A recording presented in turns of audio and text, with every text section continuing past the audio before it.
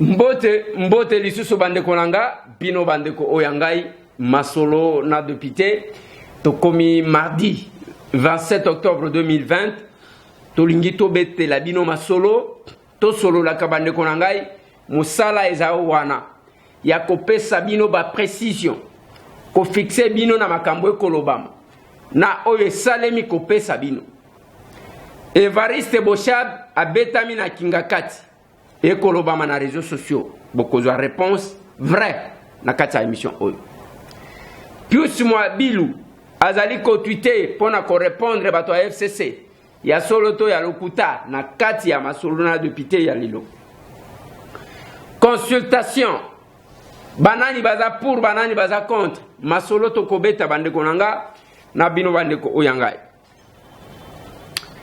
na kobeta masolo na oetali déplacement ya Félix Antoine Tshisekedi Tshilombo azana Congo Brazzaville masolo crise na mboka ba congolais ba kozwa ngo ndenge nini masolo Azaria Seruberu amaniwa lelo devant l'assemblée et sengaki que to secoué pour que balobela yango. Voilà bandeko nangai moi masolo to kobeta e kozala ndengwana to komeka ko changer moi muke na ces questions d'actualité nazo banana dossier Azaria Seruberu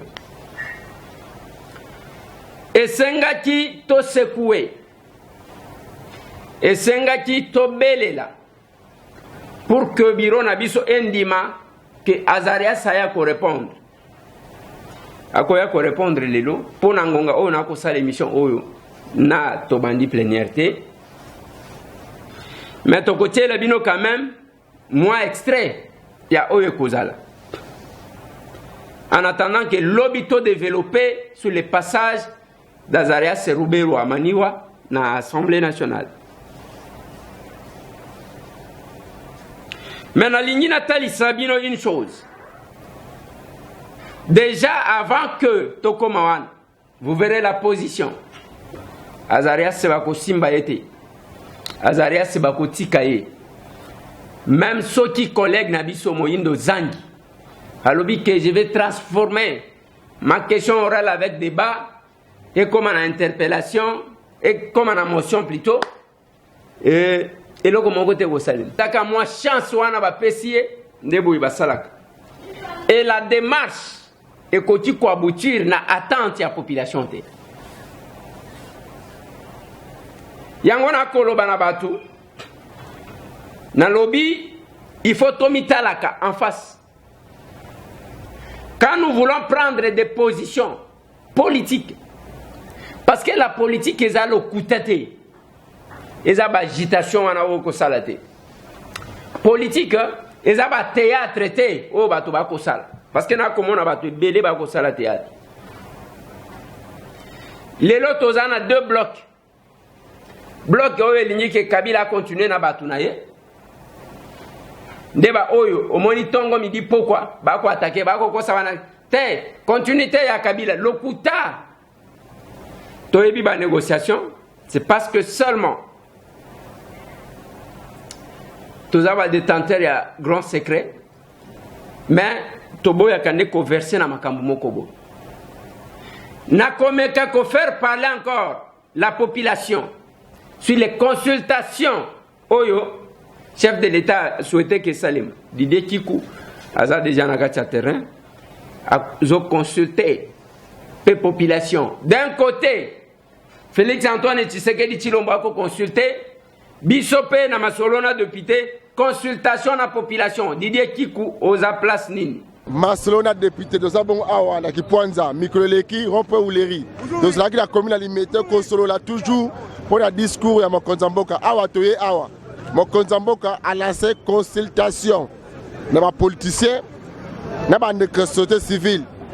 Quand la mingité union saké, vendredi à Mokonzamboka ne va pas clôturer. Héroyo, bande konyos bazo manzemboyo, tomilengele malamu, nzambe, tuyebi mokolote, tuyebi ngongate.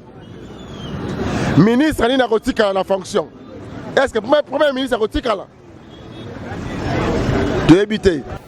Voilà, Didier Nalingi, otune la biso, bande koana, opesinga, ngamoko peut-être natuna mituna, ocheyeka micro comme ça, natuna ndeko mbote. Oui, bonjour papa, ndeko Lesser. Boni ndeko, chef de l'État a lobby que a lancé ma consultation pour que azwa avis ya batu. Na oyo etali crise entre FCC na cash na ndenge bako bloquer évolution ya mboka. Yo position na yo ezandenge nini? Bon, biso toza na posta évolution ya mboka ndenge mokonzi alobaki tete aye po na droit. Asala droit ya mboka po mboka ekende liboso. Biso tozo sala tolingi mboka etombwama na mokonzi ndongo alobaki tozo zela solution ya ndenge alobi ya kochanze ba ministre a kochanze batu tozo zela solution ya mboka. Message na ngai na lobaka tete libala o basala keza libala ya ndenge nini po biso congolais toyebi uranium ezali minéraux ezali ba recherche za na mboka recherche yango tomona kango te biso toza na kipwanza toki mambangu Nigeria zoteka biloko balobaka te biso tozo intérêt te bato étranger bazo intérêt bazo kena na mboka na bango siko biso bana mboka tozo souffrir na moyi intérêt na biso ezani uranium banini eza na mboka ndeleleze toliaka te tomona kango te toza na posa ya solution ya mboka lié ekatana po biso tozo solution biso tokende bien bana babenga bana na classe boyebi yango babenga bana classe betidia bauti olanda bana classe na kingabo babengani bango babimisi bana libanda sikoyo babai classe gratuit bana baokende baotanga te bana baokende babeta masolo etere ezanini ya mboka biso toza na poste ya droit mokonzi atelema lié katana atia premier ministre atia bakonzi po baoservir biso population po biso pe tovote mokonzi ya mboka mpona 2023. Voilà, merci beaucoup ndeko Didier okoki ko se déplacer ozwa ndeko mosusu parce que toyeba peuple nde votaka biso peuple nde bataka biso ba place wana tozosola na bandeko ya Congo awa tozala kipwanza place monument ya Kasavu ezalaki tokosola na bandeko moko mama tela biso ndikoto. Allez, bonjour ndeko. Mbote. Ndeko nanga, chef de l'État Félix Antoine Tshisekedi a initié ma consultation. Il a contacté ma politique, il a contacté ma membre de la société civile pour na makambu oyo ezotala ya mboka ya oyo azochela oyo kale nyoso tu wana population ne mutu bako souffrir réaction na eza ndenge na mbongo eza malamu papa yo mobino mo bozoma makamba mboko ndezoleka ezale seng malamu ke ayamba bango pote to sola na makamba mboko ekende po souffrance eleki tozovana na mboka na biso moko mais loka tovana ba mboka na biso te yangana vimba en tout cas EPC sengonete azu décision mon chef de l'état azu décision oyo pote mboka na biso mikokeli boso peut évoluer pe nanu bien. OK, merci maman. Merci beaucoup ndeko nangai. Eza réponse na yo tozwa ndeko mususu Didier tokozwa ndeko mususu pesa ndeko wana wi mbote ndeko Lesser na pesi yo mbote poza mwana mboka Congo tolingaka o mingi o bala kipwanza biso toyambaka soko yepo loba mi makambo mboka oloba mi makambo o ezaka o esalemaka o monaka yango nde yo lobaka tozozela yo yaka tokoyamba one sengo wi ndeko nanga tozali kotuna na oyo etali réaction à la population na démarche ya chef de l'État Félix Antoine Tshisekedi Tshilombo na oyo etali consultation yo position na weza ndenge nini? Bon sangwana nga na monyongo eza mabete eza malamu donc biso tozozela il faut toloba pola mboka na biso Congo mboka na biso passe eleki donc toza wa Congolais tokomo vivre lokwa d'étranger na kati ya mboka o mboka ezotambola bien te yango biso il faut totelema po toloba tanke toza ba Congolais toza na droit ya koloba pona mabele na biso o eza mboka na biso faut totelema tozwa décision likolo nango po makambo ebonga po so totalika bomo epe bonga ezate. Merci beaucoup Didier. Vous allez encore me donner qui opesanga nani mususu? Ouais, mbote ndeko nangai. Ndeko, le chef de l'État a souhaité créer une union sacrée de la nation na sima ya consultation. Yo position na yo ezandenge nini pona o etali consultation eza malamu eza mabe to eza na tina te. En tout cas pona ngana na pesi mkonza mboka longonya na pesi pe ba bino ba panzaka sangwango po bozwa biso ba milomani boye na pesi bino vraiment longonya pona nga vraiment to linginde ba idée ya bongo po nini toza na posa ya pouvoir oyo ezala nango ya kakate ya batu moko boye batisaki kaka non po na idée wana taki ngana congolais vraiment na félicité vraiment mokonzi mboka to lingi biso faut se retrouver parce que ya kotaki wana biso de peuple to tindaki ye po ye mo papa avant kufa lobaka le peuple d'abord donc soki azana idée wana oya biso ba congolais to lingi pe biso peuple to lingi en tout cas vraiment félicité sangwana vraiment ça qui vraiment bien sangwana en tout cas tous les congolais oyo alingaka politique alingaka Congo ke liboso en tout cas to se plaît na yango vraiment. Merci beaucoup. Ouais. Merci Ndeko. Didier Kikou, Nalingi, yo continuez moi mouké, mais avant que Tossi Lissawana, Nalingi opesa Ndeko wan. Bonjour Ndeko. Ah papa nana minga olobatenga na kanda mboko. Kanda ndenge ni lozala, tala kuna nanu, kanda ndenge lozala. Susi na ngeza mboka ebonga. Tokomi wapi télévision na Ndeko eleze tokokoma tozali awa. Pona kozwa bino réaction na bino parce que bino des peuples souverains. Chef de l'État a initié action, a initié consultation. Réaction na yo ezandenge nini? En tout cas na sepela ina makambo wana makasi, na sepela makasi. En tout cas président na ko bongisa muke ndenge to kende. Vraiment yo kende bien batu ba au contrer, batika ka au contrer, batika ka au contrer. Et puis ça biso kanda, ba loi ba oya nango esimba te. Ba loi président zo tia yango wana biso zo linga. Vraiment président continue ka ndinga zo sala bongo ekeka bien. Voilà, merci beaucoup Ndeko Nangai. Allez bye Didier, na ko revenir pa na yo na mbala ciment, tozonga na plateau pona obeta masolo. Voilà, bandeko balandi ezalaki bongo réaction à population. Dolinga kolobisa population kozwa bango ndenge wana to kozwa ka bango. Ezapamba te boye banini ezana kati ya population. Pour les gens, baza préoccupé na situation na bango, mais pour que situation na bango s'améliorer, il faut que politique ezala malamu. Il faut que batubayo kanabaye banini bako sala. Et non oyo bazomona ke soki to sali boye ezala kola tozo sunga Félix a reçu d'où il faut nyonso ebeba. C'est ça le débat. C'est tout ce qui s'est fait. Et ça compliqué et ça bizarre. Et ça compliqué et ça bizarre. Mais na kati wana bande ko ya palu boyebi ke palu ezana deux courants. Courant oyo batikali kuna ya bamayobo na courant oyo komi na 4e rue ya Dorothée Gizenga. Bao baza na 4e rue ya Dorothée bango baza pour bango nde baza na ba membre ya gouvernement. Balobi bango bazo soutenir des marches ya chef de l'État. Il faut le chef de l'État évoluer ndengwana. Déjà n'habite soki ba doit FCC ba komanda lisusu ko sanctionner. Bandeko oyo ya de bonhomme na ba se prononcer te, oya Mayobo na no ba se prononcer te. Nous avons ces deux courants là. Ba o batikali na siège, ba o bazana 4e rue. Ezandengwana. Tokoye ba soki ekozala ndenge nini.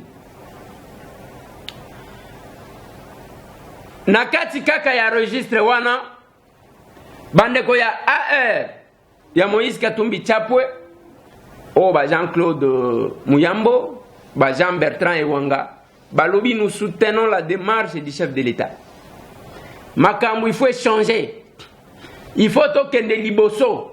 Nous félicitons ba juge o ba utaki konome. Na lingi na stopper place wana na commenter moi mutu. Bande wana nga boyebi ke tozana problème. Ce qui otali deux tendances, réaction par rapport au dossier à ba juge. Botala ba tutu o ba kangama. Baza unanime que il fallait qu'il va changer. Il faut ba réforme na kati ya justice. Il faut tokende nengwa. Yango zomona ba Jean-Claude Muyambo, ba Jean-Bertrand Ewanga, ba Jekoko Mulumba, ba Eliezer Tambwe, ba Carbone Beni, ba Frank Diongo Chamba. Donc batu bakangama ba yebi bololo ya eloko wana. Ba yebi avantage nini ezali na démarche ya chef de l'État. Mais ba o bakanga te. Nengo zo kawana makelele lokola bande. Bazo comprendre ata eloko moko te. Bazo comprendre te. Mais à ce niveau, mais mutu akoloba que non, voilà, ngai naza na combat ngai naza légaliste nalingi kaka ba juge wana ba juge oyo lakisi bien ba juge ya PPRD yo lingi koloba nini yebisa ngai tous les juges qui ont été nommés lakisa nga mutu ayu UDPS oh mutu Félix amemi azui combattant aye alobi yo comme juge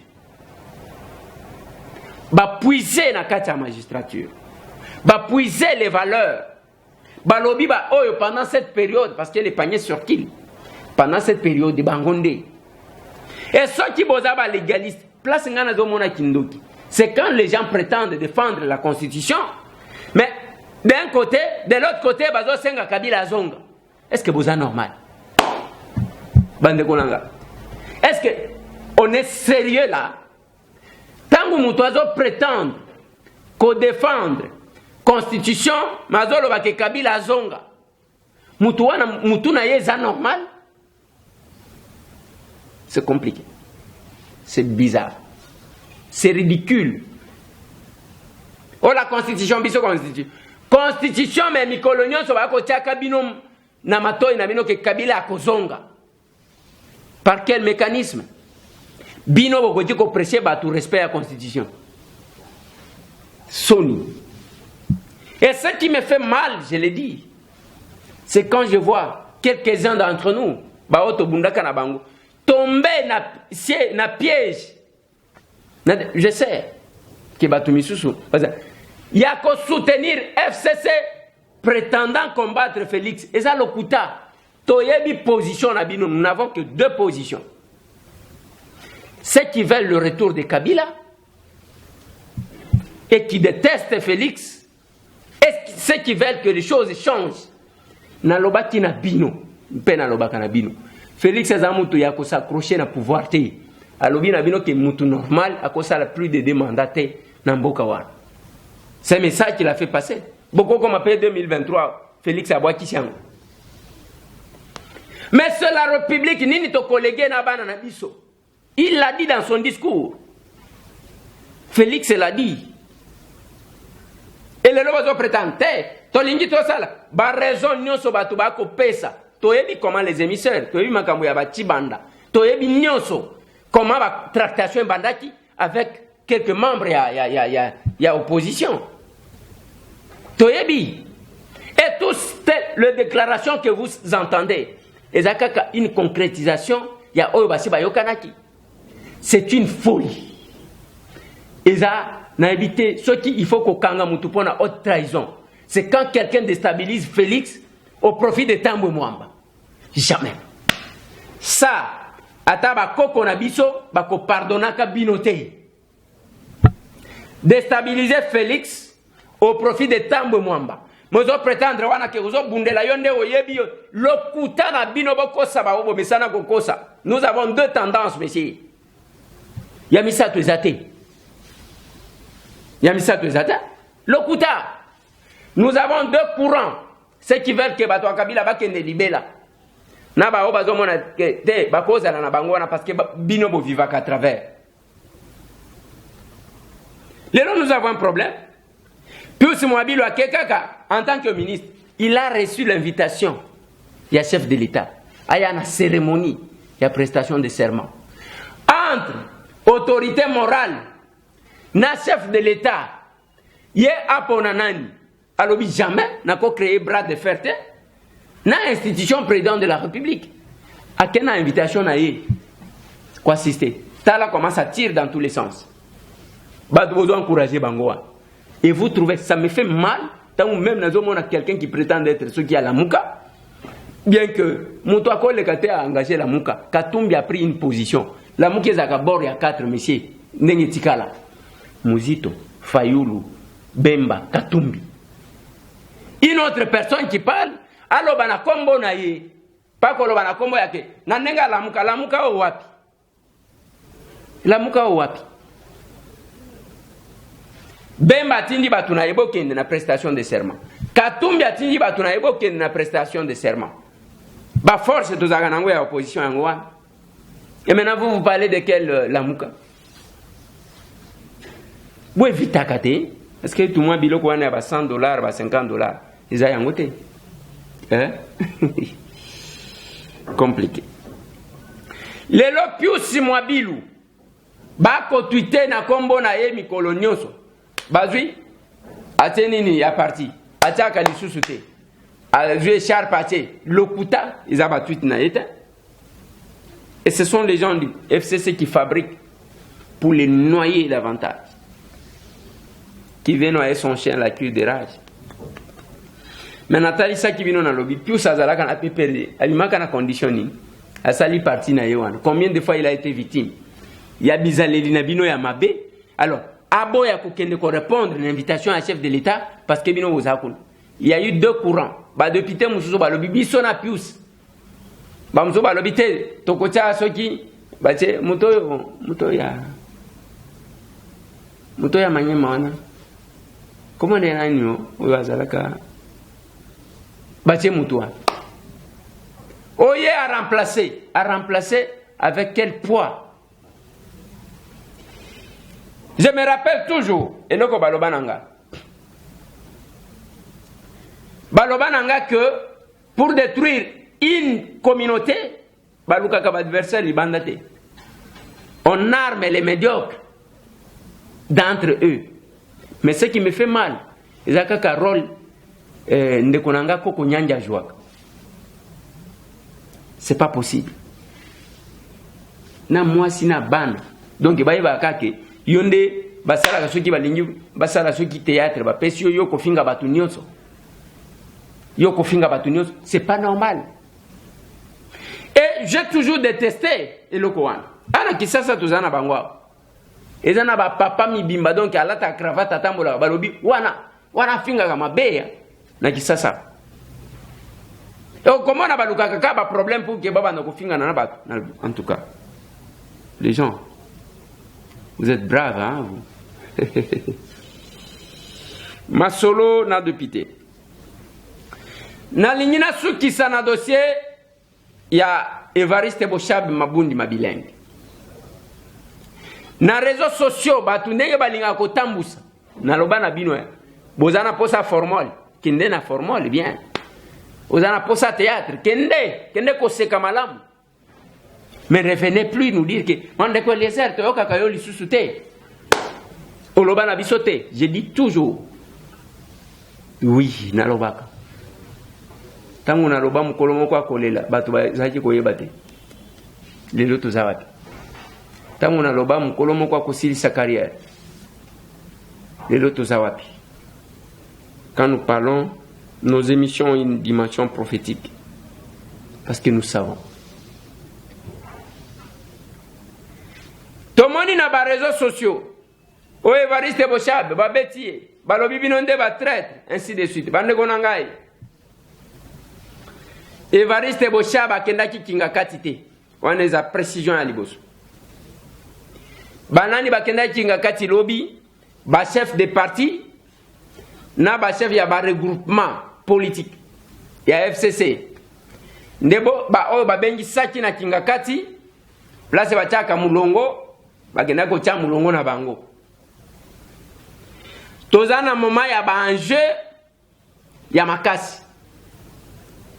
Et qu'est-ce qui ressort ya rencontre one? C'était prévu lelo ba même ba député ba collègue na biso ebele ba kende ko nini ebimina kati bao bakendaki wana bao wana nde batu ba se retrouver quand même ndenge to ba député okomona to menaka deux vies différentes ezana ba obazana possibilité ezana ba obayaka plénière na moto ba collègue nanga bazali ezana ba député bazana mitu ezana ba muso bazana mitu kate ezana ba député bazana mitu ka bazana carburant. Et tous un modèle. Bao wana basi ba keko décider bazui ba nini o ba collègue na ngam susu ne ba to ya ba $100 ba 200 ba $500.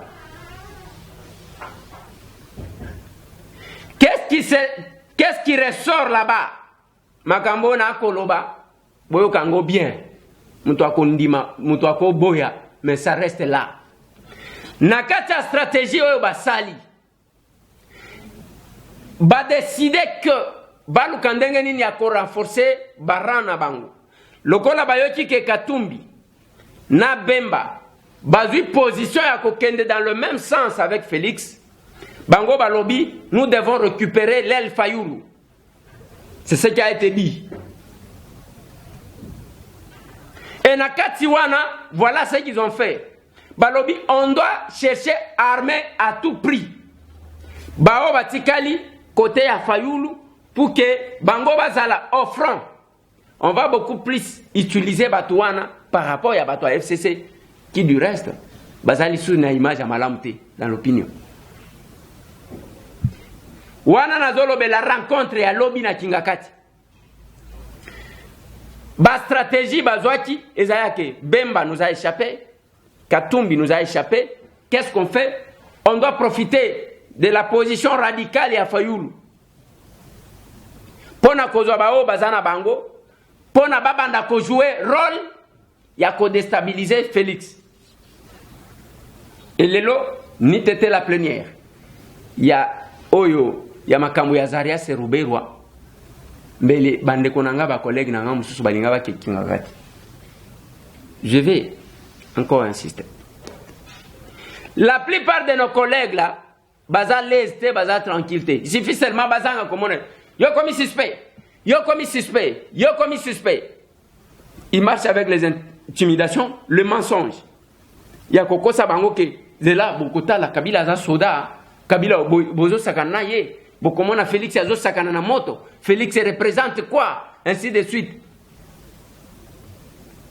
Et bazo tia bandeko na mutu biloko wana. Puis on se va lobi wana ke ba mandataire balinga ba pesa yeba ko pesa lisusu te. Mais qui va nommer les mandataires? C'est l'autorité morale, sénateur à vie Kabila ou c'est Félix Antoine Tshisekedi Tshilombo? Pona mutu azala mandataire, il faut l'inzaka Félix. Allez, bozi bocheka batunabino Félix fait azui a signé. Kobanga wane sila kala. Et ça me fait mal bande konanga. Na lobaki même nabino avant que tozonga na session haute. Na lobaki nabino on veut faire sauter Gilbert Kankonda. On veut utiliser quelqu'un de l'opposition parlementaire à initier cette démarche là et en appui, appuyé par Batouya FCC pour faire sauter Gilbert. Batali Sabanke, ils ont FCCT, ils ont Batouya opposition. Ça me fait mal quand je vois mes collègues qui acceptent de jouer un tel rôle. Il y a des marionnettes. C'est quand même ridicule, c'est bizarre. Et c'est la même chose. Oyo Bango Bazui, parmi ma stratégie na Bango, Bande Konanga, vous allez voir ces derniers temps, quelques personnes qui prétendent être proches, il y a Martin Fayulu Madidi, inonder la presse. Au Komona Bango Bakozala, awa, avec le même discours. Discours wana parce que, Bayebisi Bango, voici la démarche. Tolingi Tebolo Balokola, Bato Bako rêver, Lokola vous soutenir, Bino Bolobika, plan de sortie à Fayulu, plan de sortie à Fayulu, Bisonnet aux Hollande, plan de sortie. Et le discours sera celui-là. Le discours sera celui-là. Et pona batu les non initiés, bako comprendre le comme côté. Et quand nous faisons les émissions, c'est pour vous permettre de parler yakoyeba. Boko kakoyeba. Qu'est-ce qui se passe? Le discours, c'est la stratégie qui a été arrêtée. Que vous faites reculer Batouya FCC parce que Bilonina Bango, Batouazo se fait la nangote. On doit utiliser les autres. Ndengena Elsa Kibino. Baloba nanga que si vous voulez détruire une communauté, armez les médiocres d'entre eux. Comme ça au total. Les gens vont rester comme ça. C'est là que vous avez déjà entendu. Vienanga Lisanga, Azakawan. Le président Martin Fayulu. Le président Martin Fayulu. J'ai rappelé ce qu'a été, ils ont soni na degré oyo. Parce que stratégie politique, ils ont été viennent en Galisanga, bien que bazo pekisanga et le goana koloba viennent en Galisanga. Ils ont n'endenge ya que ami komisi lokola mukala, omoni biloko ya le corbeau et le renard totanga ba récitation en eza leçon ya toyebaka na vie viena ngali sanga bonganga amisali mukala ya Martin Fayulu parce que azomona ke soki abeti boyale ba blanchard wana bakozala te bakotikala ka ndenge wana ba kivwata ba presse penge tout ce qui font comme bruit wana ekotikala ndenge wana soki opportunité ezali même Kitoko c'est un professeur combien de fois asi azwa opportunité awa ndenge tozaki komona parce que makambo yango ezalaka ka ndenge wana Martin Fayulu montait descendait à Kepoto à États-Unis wapi asi amema Kitoko son secrétaire général le cerveau moteur ya eside wapi amema ye ka place akendaka te na Kisangani ndati ndaka ye kende ko remplacer nga Oshomona Martin Fayulu na Kitoko na Paris na Bruxelles na États-Unis et il y a les vautours qui viennent tout autour ba wana nde bazalaka naye. C'est comme ça que lisanga bonganga timbeli alobi nazokende awa na kobeta boy na kobeta boy na ko beta chichi boy na kozwa boy.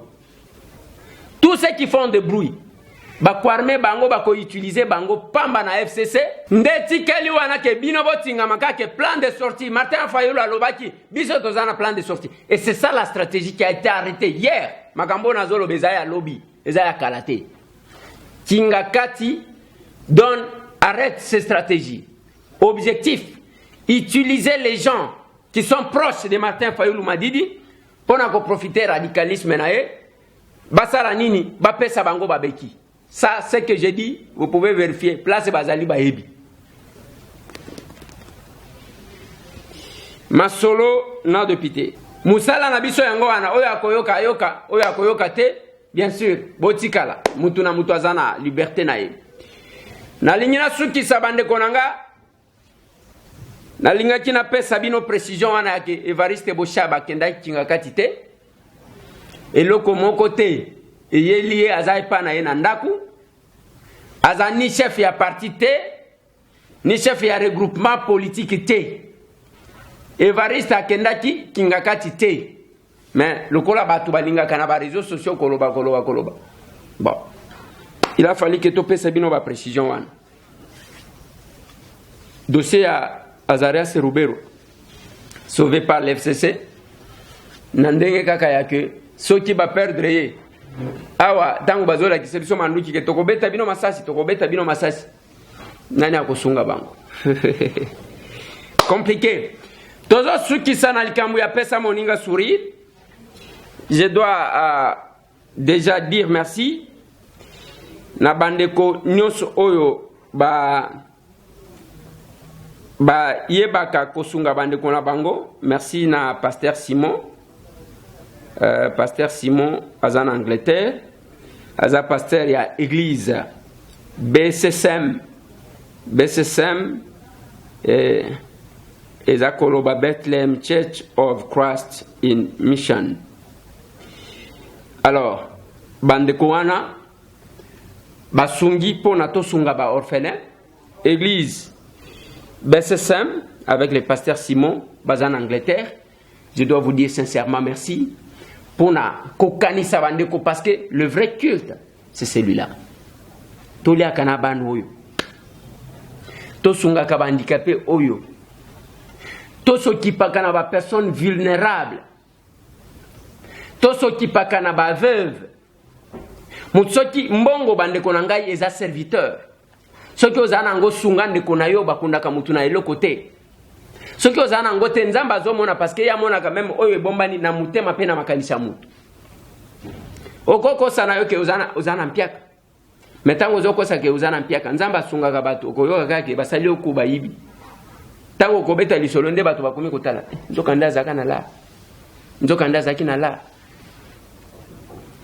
mbongo ezala considéré comme serviteur ozana ngo lelo sungande ko mususu on ne sait jamais toko sala jamais politique bande konanga to prétendre kolinga batu mais mutu wana zami au centre te moi muke kaka tangu to bandaki biloko soki ezala kana bangonga oyo zakaki Eliezer azo préparer l'élection pour ayoki ke bazo dissoudre te c'est le cœur qui donne et non la main mutema ndem tu pesaka geste ya mutema ekeseni na geste ya loboko eza formalité rentrée scolaire oyo tolobaki bato bazoya awa kosenganga ti lelo bafourniture ebele bana na bango bazongi te mais soki osungi te tokosunga bandeko wana ndenge nini mwa sac mwa cahier mwa nini merci na bandeko tout basalaki contribution wana mais yo komona oke kosombela mwana na yo moko kosalela rentrée scolaire okende na mbongo $400 $500 osaleli mwana na yo rentrée scolaire mais balobi sunga ndeko otindi $10 ndeko nanga wana eza formalité ou bien ozana bolingo ya eloko yango olingi osala c'est compliqué mais bolingo ya bakongole nyonso tokoloba oyo ya politique le centre c'est l'amour d'abord entre biso lokuta ya bato oyo bozomona te wana bakolia mbongo et la stratégie ndenge nalobi na bino wana on va utiliser bato ya lamuka et quelques membres wana nasi nalobaki na bino quelques membres ndenge bokomona bango ceux qui sont plus actifs sur les réseaux sociaux que ça soit awa na mboka que ça soit na diaspora bapesaka bango mwa muke pour que basalaka biloko wana c'est tout ceux qui font awa na Kinshasa na yebi baoba bapesaka ba $100 je connais même dans la diaspora on va déstabiliser la République pour na $100 bapesi yo au défendre l'indéfendable deux camps de Mutizali il y a le camp Kabila na ba ramification na bango il y a le camp du changement. Félix ne s'accroche pas au pouvoir. Mais le jour qu'il va quitter, il s'est dit qu'est-ce qu'il va léguer? Qu'est-ce qu'il va laisser? Naza porte-parole n'a été. J'ai dit, Naloba et Lokowana qui ne s'accrochait pas avant qu'il y ait une poto que dans ces pays-là, un homme normal ne peut pas faire plus de demandes. Parce que je connais. Même Nenge Tokoloba, comment on a attaqué de tout côté, l'ongwa kuna salaboy. Et à Pamba, nous défendrons ce pays en toute sincérité. Pesa moninga sourire, ndekonangai, sunga ndekonayo. Ce que vous en avez. Ça ne sert à rien de monter là-bas. Il y a kokene na bangomba, ko sambela, ko yom to liboso ya kan église. Na poko yo wana vani. Seigneur, merci, tu m'as gardé toute la journée, bamususu bakufi. Eh, bamususu bakufi oui. Mais yo kufite. Et qu'est-ce que tu as donné à Dieu en retour? Au Pessinine. Et le mon côté. Yonde yanke, ozo sale lanzambe ki yanke. Mes condoléances les plus attristées na famille Mubenga, maman Julie Mubenga ba uti ko perdre ndeko na bango, le monsieur que vous voyez sur la moto, et mwana ya Babi Mbaye qui venait de mourir, a uti ko tika biso asalaki accident selon l'information de notre possession, asalaki accident na moto na ye, nenge boko mona wana. Akufi matanga ezali na bandal selon l'information à notre possession. Mututu ayebi ndeko wana azamwana ya Babi Mbaye auti ko tika biso asalaki accident ya moto et le programme est kozala kopesa bakopesa bino et d'ici là Tango Akufi, ce qui botali, ça c'est sa photo. Tango asali accident, balokotiye, tient na Facebook, na quartier lui côté à quoi il a qui. Il faut toujours qu'on y batte là, banger aux allez utiliser, et en a problème. Il est parti, il nous a laissé. Que son âme repose en paix, mais ce qui est vrai, ngonganaye à 2 mètres en goa. Sungamutu, mukologo kufa ekoye banate.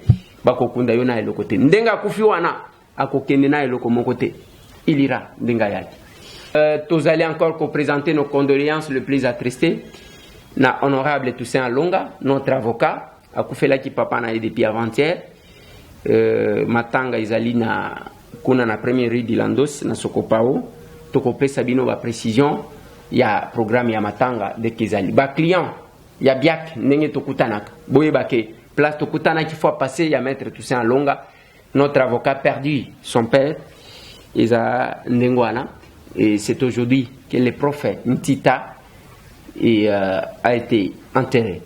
Kornaïbi Maki Lilo, et qu'il a eu peine, parce qu'Azaki, professeur qu'on a eu peine pour la cérémonie, baye comme maye na siège a eu de peste, parce qu'Azaki membre ya UDPS na lobaki na bino azaki pe candidat ya UDPS na sima akiko se reposer de mettre tout ce qu'il avait connaissance nyos ekei tokosuka ndengwana tosunganaka pendant que nous sommes en vie. Plus de 143 998 311 332 Masolona député tokutani lisusu lobi ndenge tomesa. Merci.